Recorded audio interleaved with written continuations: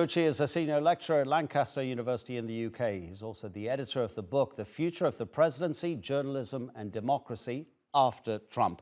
Robert, thank you so much indeed for your time. Both sides, obviously, if they want the warrant to be opened, believe that it's going to show their side of the story, that they were on the right side of the story.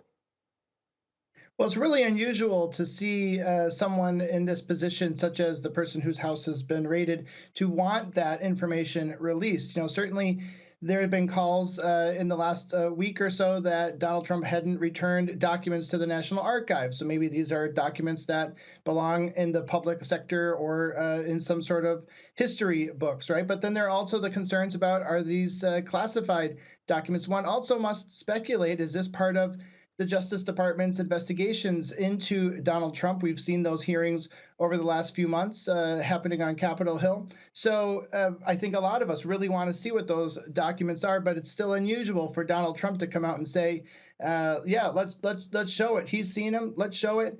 He must have political motivation for that, of course. The language that Trump has been using, I mean, I'm just reading a quote from him talking about radical left Democrats, about a plot to stop him running for the presidency again.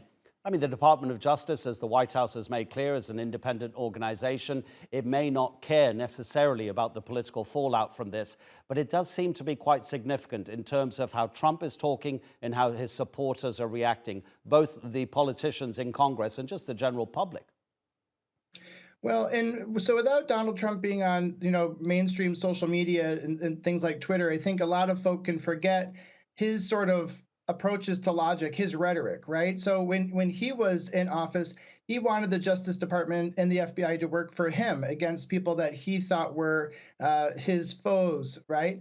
Now he's saying that the Justice Department is working against him. And it's almost as though he doesn't seem to understand that there is that, or there's supposed to be, a distinction between the executive branch and other parts of the government. So but without seeing his sort of logic and rhetoric out as we used to on Twitter, I think some of us are kind of still trying to remember what his logic operates as and how his rhetoric operates. But certainly he does see that this is an attack against him.